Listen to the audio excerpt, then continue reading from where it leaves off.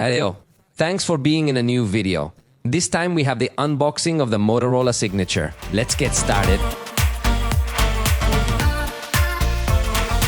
This device is the latest high-end model from Motorola.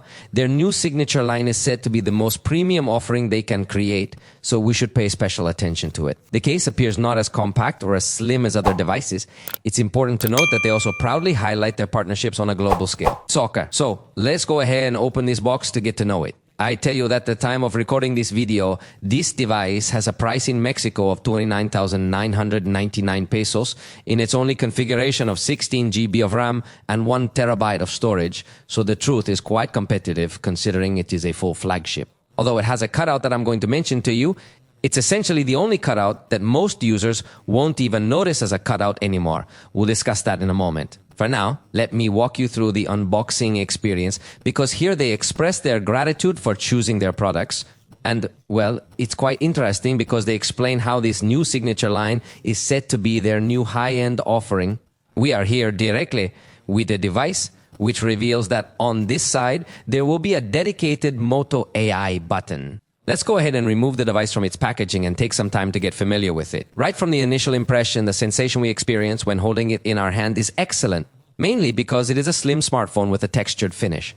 The back of the device has a very unique feel, almost like fabric. Honestly, Motorola has given their devices a very premium design treatment, and we wouldn't expect anything less, especially in their high-end models. Actually, it even carries the Motorola scent, in case you weren't aware. For several generations, Motorola has included this feature of having scented cases. So, as soon as you take the phone out, if you've owned several Motorola phones before, you'll likely notice it smells distinctly like Motorola.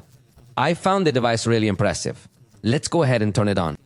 And observe that, rather interestingly, the box itself is larger than those of most high-end devices as it's powering up. So, what we're going to do is find ourselves with the cable that clearly notes it's going to provide us with 2 USB-C connectors, allowing us to experience a modern approach in this regard. This cable, which comes with an internal orange coloration, serves to distinctly identify itself as a cable.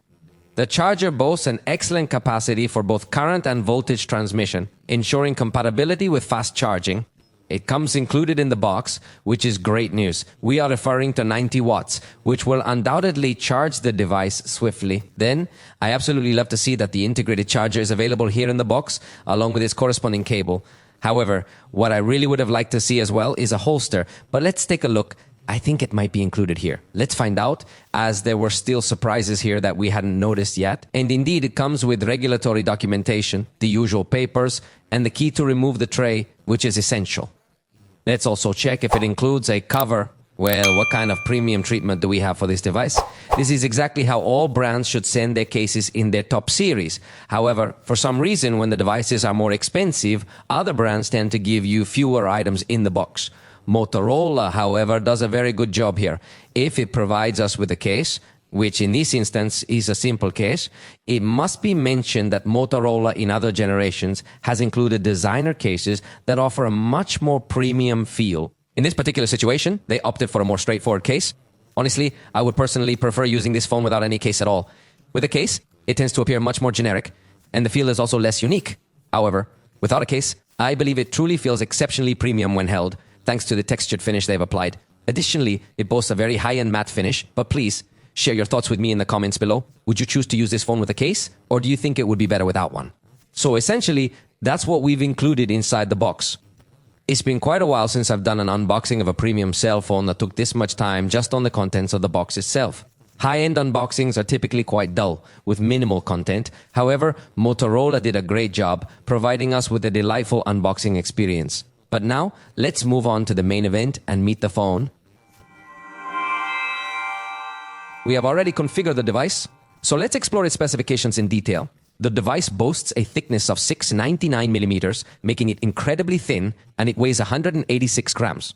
Honestly, for a high-end device, it feels exceptionally thin and lightweight. Typically, high-end manufacturers, when incorporating the best features, don't usually achieve such a slim and light design.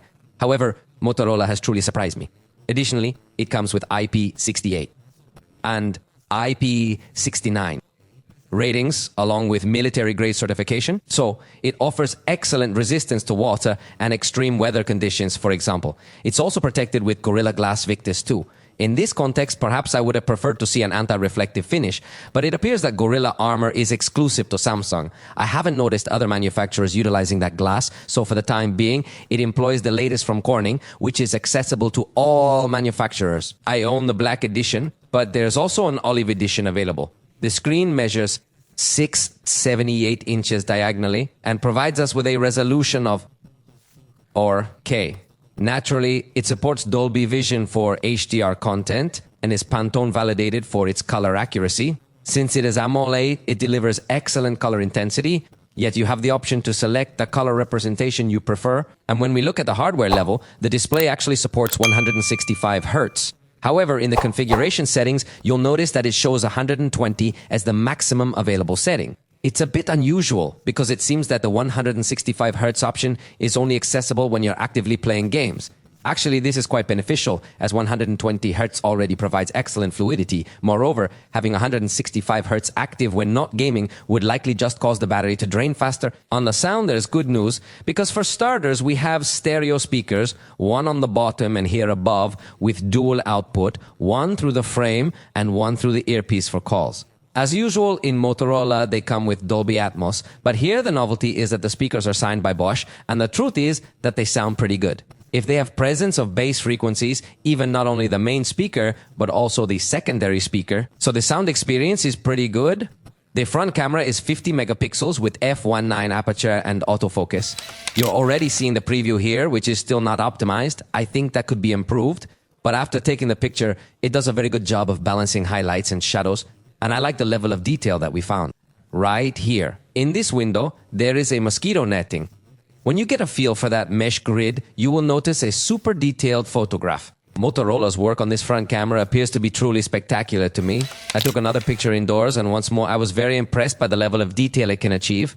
On the back, there are three 50 megapixel cameras. The ultra-wide angle camera features autofocus and an f2 aperture. The main camera also includes autofocus, but additionally offers optical stabilization and an f1.6 aperture, making it quite bright. And the telephoto is 71mm, that's 3x optical zoom with f2.4 aperture, and of course optical stabilization as well.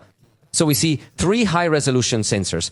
Back here, it does not seem to make any kind of sacrifice. In fact, Motorola boasts that DxOMark has awarded them with very high scores. But let's see here some tests. Honestly, already from these first impressions, I notice a very good photographic quality. The ultra-wide camera appears to deliver an exceptionally good outcome, free from distortions and without any noticeable chromatic aberration. In addition, the main camera performs excellently in color rendition. I appreciate that at 48mm, it maintains optical quality, ensuring that the close-range zoom is impressive. Following that, we move to the 71mm camera, which once again upholds a very good color rendition, excellent texture, and a high level of detail. And by cropping within the sensor, we obtain this 142mm photograph, still retaining optical quality. Therefore, up to 6x, it achieves a truly impressive level of detail. However, take note, we can go up to 10x with 236mm, and you still notice optical quality. It appears very impressive. I particularly appreciate that it continues to maintain this consistent essence in color and good texture. It's a camera that I genuinely admire.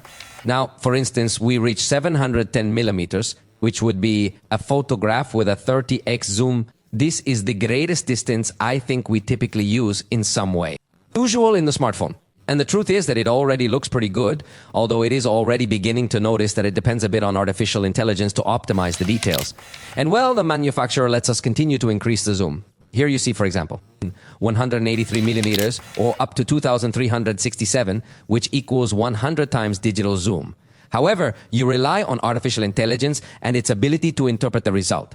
Honestly, I think the AI understands this natural object with leaves and flowers quite well and optimizes it effectively. But I must stress, you will heavily depend on artificial intelligence here. In the video review, we will do a lot more testing on different elements to see how the camera performs, but for now it has left us with a very good feeling. But let's see now how is the video recording. Right off the bat, we notice that it comes with Dolby Vision available in the recording notes, that we will be able to get up to 8K at 30 frames per second or 4K at 60 frames per second. In 8K, we can't use the ultra-wide angle camera. In fact, we can't use the telephoto camera either. I was already testing, and it's 100% digital zoom, So 8K is reserved only for the main camera.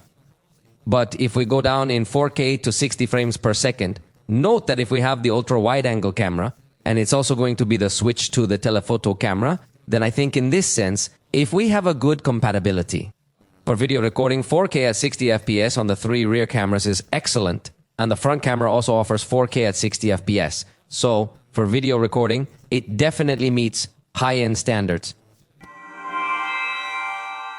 The battery is 5,200 meters.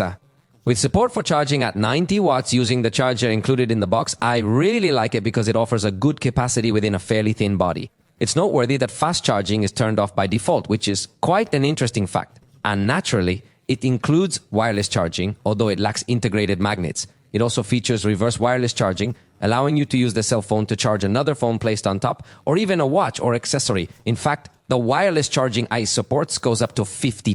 When you measure in watts, it's actually quite powerful in that particular sense. Within the operating system, we have Android 16 naturally, along with the complete suite of Moto. You know, it includes various activation gestures and actions you can perform, like summarizing notifications with the miss button, saving ideas, asking questions, and more. Honestly, Motorola's artificial intelligence suite is quite intriguing, while it may not be the most appealing in the industry. It certainly holds its own. It offers a terabyte of storage, which is incredible because at this price point, a flagship device with such storage capacity is usually not available. It increases significantly because manufacturers often provide more basic versions. However, Motorola has exceeded expectations by offering us the highest storage capacity seen in other manufacturers, yet here it's available at the entry-level price. Additionally, it comes with 16 GB of RAM. The area where they have reduced costs is in the processor, as it features the Snap Dragon 8 Gen 5 is a processor that is high-end, but it is not elite. So we're not going to have the maximum power. Not that it's bad. In fact, for those who like numbers, here we have in Geekbench, we had 2,795 points in single core, which is a very high score, and 8,952 points in multi-core, which is a little below the elite version. But it's still a strong performance. In Antutu, it surpassed 3 million points, so it competes well in the high end, and notes it used 4%. It's true, the processor isn't the industry's most powerful, but for most users, it has ample power for all tasks they'll perform. Adequate power is available for all the tasks you plan to accomplish. Very competitive cameras, very good video recording, very good design, good battery, charger included. Well, I would say that it is a high-end device that can really compete. Very well, but naturally, we will conduct more tests later on. We've reached the end of this unboxing. Hope you liked it. Let us know and see you next time.